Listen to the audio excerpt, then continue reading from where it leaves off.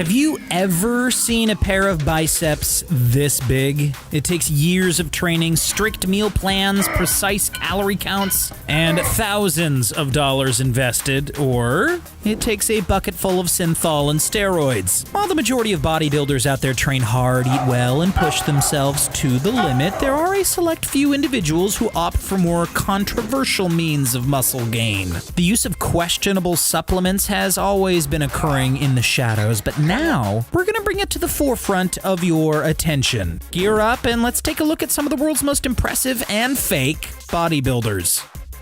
All right, ladies and gents, cast your eye towards a man who affectionately refers to himself as the Monster. Not hard to see why, is it? This is Valdir Salgado, a Brazilian bodybuilder from Sao Paulo, who's been piling on the pounds month after month despite doctor's orders. Now almost in his 50s, instead of building muscle via mass protein shakes and lengthy weight sessions like the majority of gym junkies out there, Valdir Salgado has been boosting his muscle mass via different means. Synthol injections. After being inspired by 7-time Mr. Olympia Arnold Schwarzenegger and fictional characters like the Hulk, Salgado was determined to get huge. Since starting with Synthol, his biceps have doubled in size from 12 inches to 24 inches. But just because he looks like a human meatball doesn't mean that he boasts superhuman strength. The oil's effects are mostly aesthetic, swelling the muscles rather than strengthening them. As a construction worker, Salgado would earn about 55,110 Brazilian real per year, the equivalent of just about $10,000. Since 100 milliliter bottles of Synthol cost between $200 and $400 according to Tiger Fitness, and considering that he started way back in 2011, that's a pretty hefty price to pay.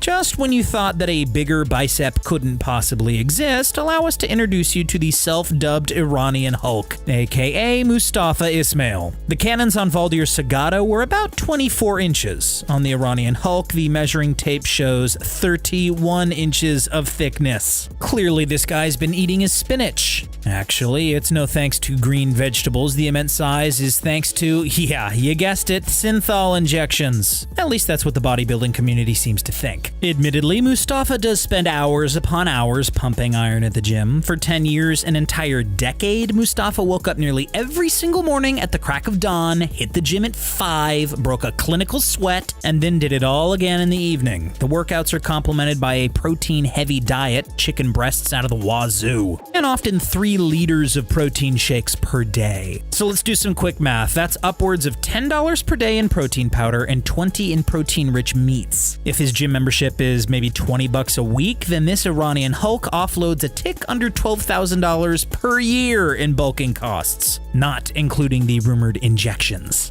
Turns out there's not just one real-life Hulk from the Middle East. Even though Mustafa's been reeling in all the attention, he's got some stiff competition in the form of Farazdak al-Samawi. This huge specimen is a bodybuilder from Baghdad, Iraq, who's turning heads left, right, and center. Take one glance at his arms and you'll understand why. Although, like the muscle men who've come before him, there's hardly any natural weight gain in the cards there. Farazdak is a Synthol user, but what exactly is Synthol? How does it work? In essence, it's an injectable site enhancer made of 85% oil, usually sesame, 7.5% lidocaine, which is a local anesthetic, and 7.5% sterilizing alcohol. The substance was originally developed at the start of the 20th century for use in cosmetic procedures such as wrinkle reduction and breast implants, but as we've seen, its uses have diversified over the years, to say the least. That means that Farazdak's gains are, for the most part, immediate, artificial, and short-lived. But why short-lived? That's because the length of the drug cycle is approximately 30 days, and it dissipates entirely within months.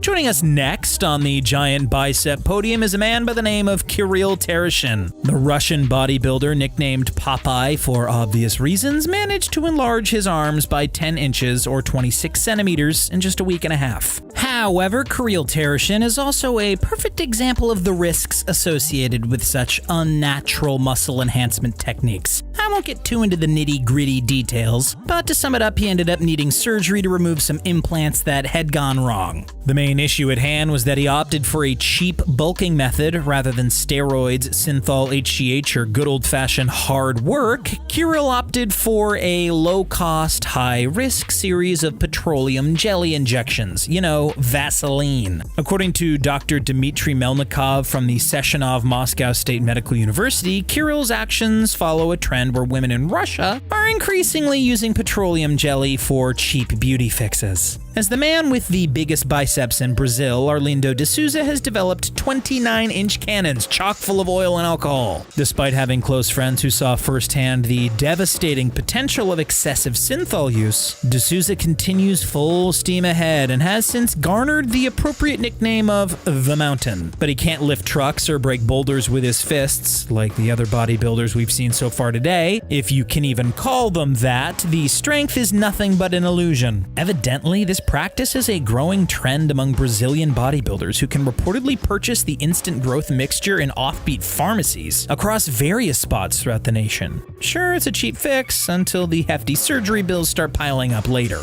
This beast of a human is Renee Tony, also from Brazil, and she's got arms big enough to squash any of us in an instant. I'm not exaggerating, she really does boast record-breaking biceps. In February 2006, the official measurement was taken at the Arnold Classic Expo. Ready for this? Her left bicep, a whopping 20¼ inches. Her right bicep, 20 inches flat. Unlike some of the boys who've taken center stage thus far, Renee is actually very strong. She's benched 521 pounds raw, 70 more than Dwayne Johnson's personal best. And she doesn't skip leg day. Her calves are equally impressive, measuring in at a whopping 19 inches. With a jaw-dropping physique, you'd expect Renee to take out award after award, and that's exactly what she's done. She won the Miss Olympia Cup in 2002, taking home a slice of the $1.4 million in total prize money given out at the event, and claimed first prize in the World Physique Federation Pro Miss Universe in 2004, likely winning tens of thousands of dollars there as well.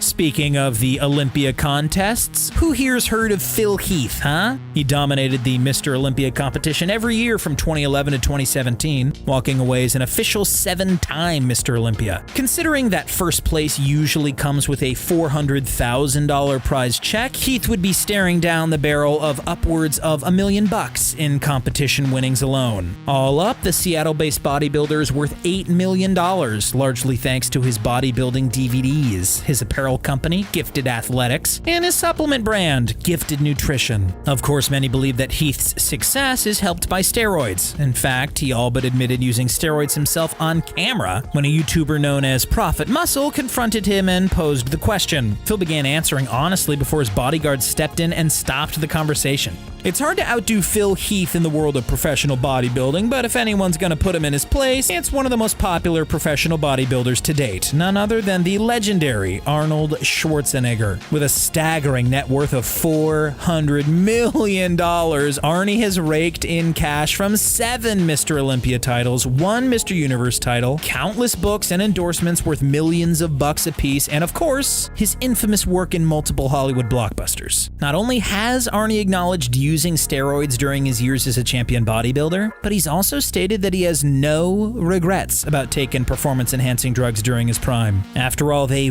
were legal at the time, and Arnold used them under doctor supervision. Of course, rules and opinions regarding steroids have changed over the years as more scientific information has become available. Don't try it. The views on Synthol, however, haven't budged an inch. In the instance of heavy users like Romario dos Santos Alves, a Brazilian with 25-inch arms that have all but turned to rock, he now advocates against the use of Synthol because it can be extremely addictive. Not only is it addictive, but it's also costly. Let's dive a little deeper into the financials of it all. So, not only is Synthol a health risk, but it can also take its toll on your bank account. Since a 100 milliliter bottle of Synthol costs between $200 and $400, if you were to finish a bottle within a month, then 5 years of muscle blasting would rack up a sizable bill between $12,000 and $24,000 for the oil oils alone. However, compared to other growth tricks like HGH, human growth hormone, it's not that expensive. Injectable HGH from a legitimate company can set you back anywhere from $1,000 to $5,000 a month. A cycle of steroids, on the other hand, which is about 10 weeks worth, tends to be a bit cheaper. One cycle typically goes from between $200 and $300 depending on the number of factors, so between $1,000 and $1,500 a year most of the time. One mighty woman who steers well clear of a symbol and instead focuses on genuine heavy lifting at the gym is Russian machine Natalia Kuznetsova. Still, she remains open about her use of anabolic steroids and estrogen blockers. Kuznetsova set the world record for bench press, smashing out a sweat-breaking 375 pounds and a deadlift of 530 pounds. She weighs a smidge under 200 pounds herself, but we'd be surprised if you could pinpoint even an ounce of fat on her body. Thanks to her records in professional bodybuilding victories, as well as sponsorships from sports nutrition brands, Kuznetsova has amassed an estimated worth of $1 to $5 million, thousands of which go towards protein powder every year. So all things considered, what are your thoughts on Synthol? What about steroids? Should they be banned indefinitely? Let us know what you think in the comments down below. Don't forget to like this video, subscribe to the channel, and as always, thanks so much for checking out The Richest. See you next time and have a great day.